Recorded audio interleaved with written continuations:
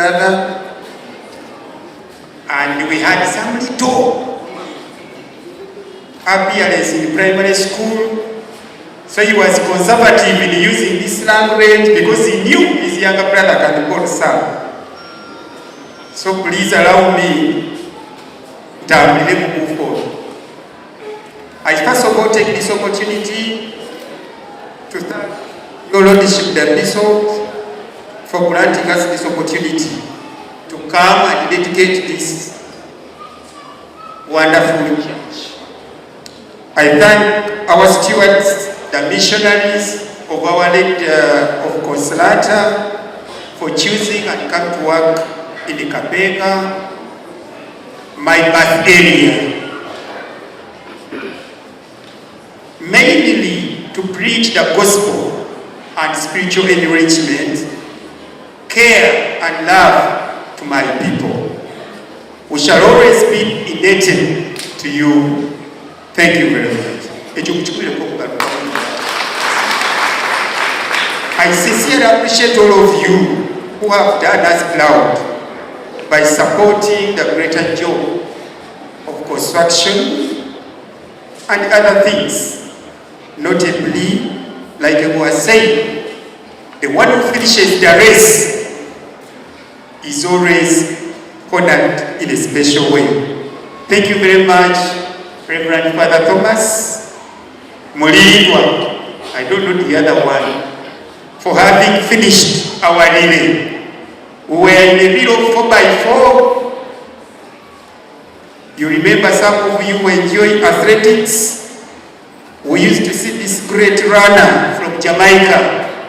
Team Jamaica was a dangerous team because of him.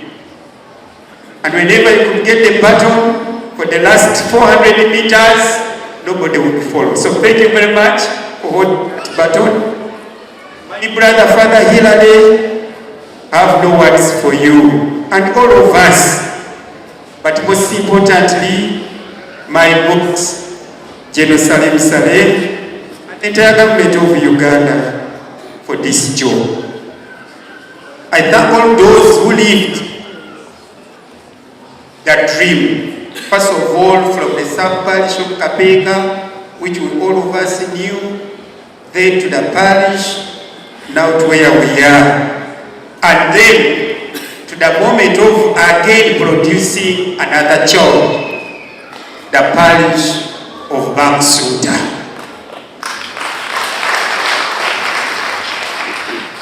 My brother, Father Kasule, you may get now problems. You're going to fight for me. Because now, the way you know where I stay, I think I'm going to belong to Bangsuta.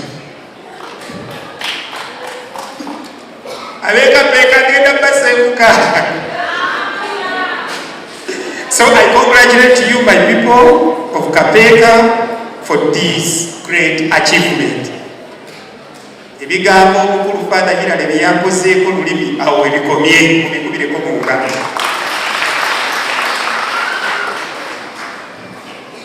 Munzikirize twebaze mwe mwenna olw'ekiramu ky'ekereziya eno.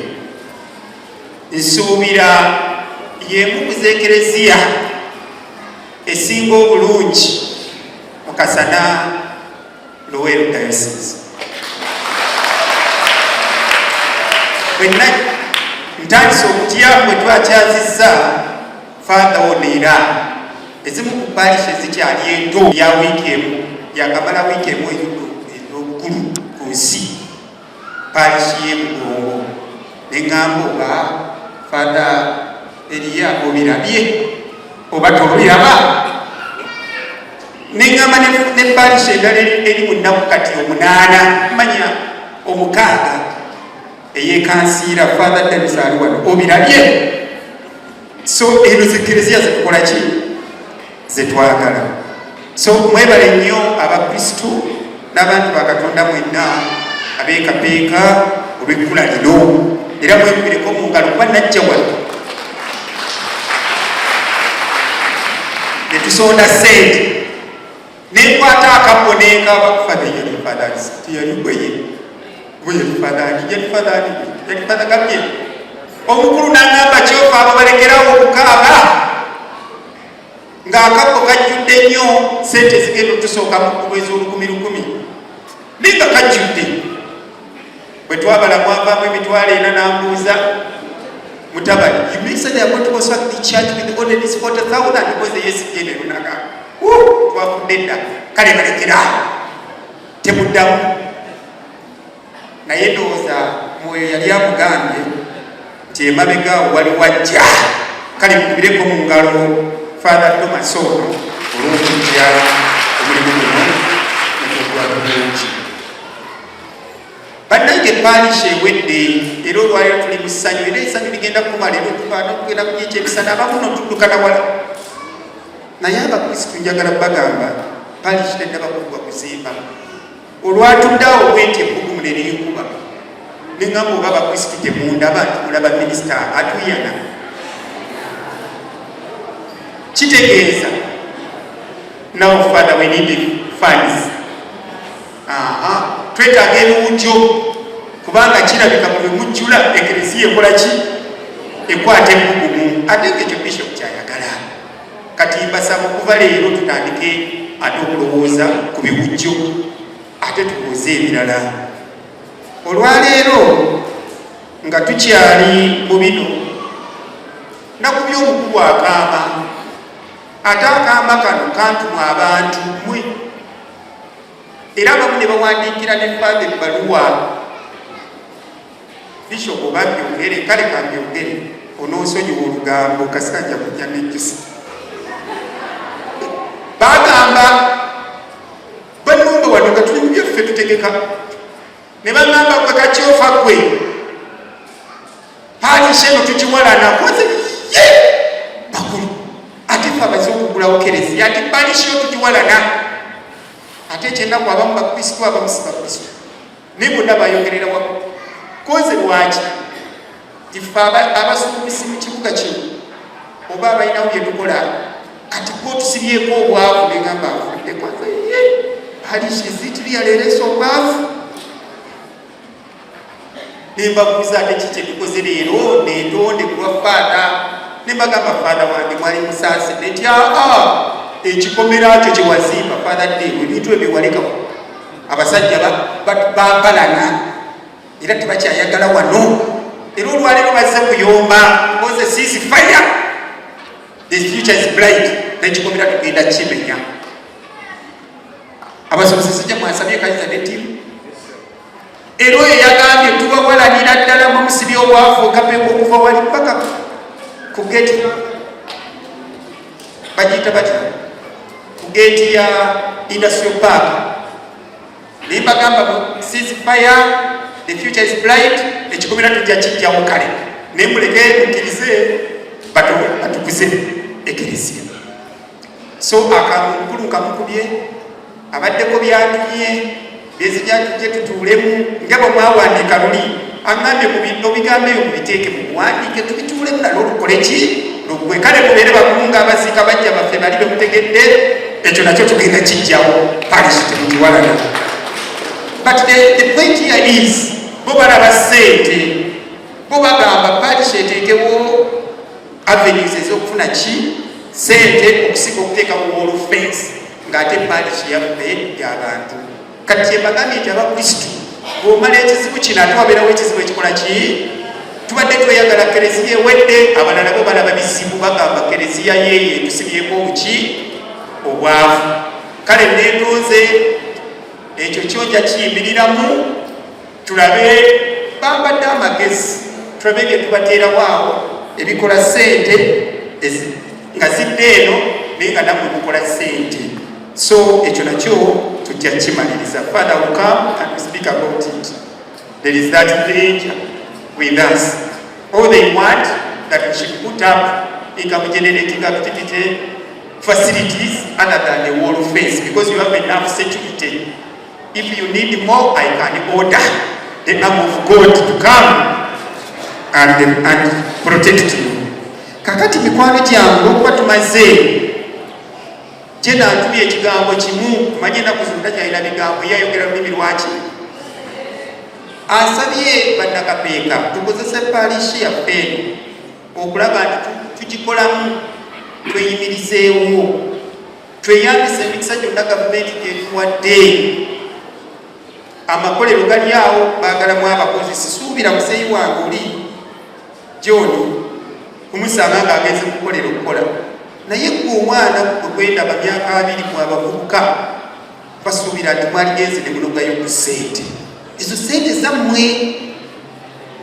Ekyokubiri, gavumenti ate tutuuse naffe abasuula nti tusuula tutuuka eri negamba abaali gwatasobola jangu onoonye kapito wano Parish Development Model, nawe obeeko kyokola olunde obubisi. Ate naku zino bagamba abakristu abatafaanana gona mukulu wange ono Honorable Basajja Subi, tutambulamu n'ebintu 3 ebitulaga mbu tuli bakristu. Ebyo Father Hilary tubibuulira Father Sobasi. Tutambula ne opena ne sapule ate nange yange mutirako ne kamulali mumanyi byakola ki kola. Kakati mujekufuna essente ng'okitege akatale katandikira mu ki muffe wano. N'olw'ensonga eyo bwe munaaba mukoze bwe mutyo ye omukulu agamba tusobola okulembeka ate ne tukyusa embeera. Mwebale nnyo bannange, saagala bbalwangu kuba nange enjala yandumyerumye dda nakedde. Mwebalire ddala ab'amasomero abaleese omwana buli. Eyo ye paalishi y'ekyalo. Abamu mwalina mutebereze emyaka gye mwalina nga tutandika 2013 kati ssebo yemwe be bayita bassebo yemwe muli ku mwanjo. So abaana abo ngere obaleeta. Neebaza bannaddiini bamaama ababiikira, mwebale kubeererawo kapeeka yange. I really appreciate you've done us proud and I'm very, very honored to have you in my area. Mwebale nnyo, mwebalire ddala. Babrother bebaza. Diini gwe kwagalako ekintu kimu webale kutulambika. Yayiriddawo yekumye siri anti alambika. Era kuno yagenze n'atugamba mukire mu kanzu abaami b'ekapeeka. Kitegeeza ntegedde waliwo obusidde mwambadde makanzu. Mwabadde mulowooza mulinganze minisita. Nze nzekka atakkirizibwa kutambula bwebyo bagamba gwe munnange ojja kufuga emisinde. Naye mwebalenga nnyo kutulambika mu byonna. Abayimbi bange kitaffe ogenda kunnyamba nkole ebintu 2 byokka ebisigaddeyo. Abayimbi abo ndizo batukoze bulungi bannange, tebayimbye bulungi.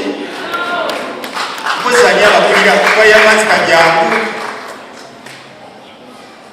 nabo bazikubene negenda mu nsawo y'abaami begende mu kintu bawulire. Kale kino ekirabo kyammwe.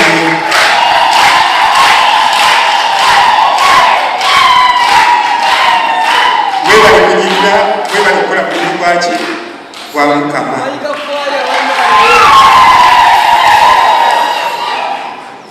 Ekyo ekyataano kinaabatandikira awo. Bannange abalina akatabo kano mubikula akatabo kano. Ani atalina katabo kano? Abakira abaana b'obutabo bwabuze mugabo obutabo emikono egyo gyonna byatakalina. Omenye etteeka oba tolina katabo kano ese kukola ki?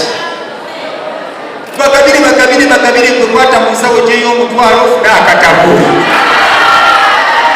Mubagabire naye bwe mubikula ku peegi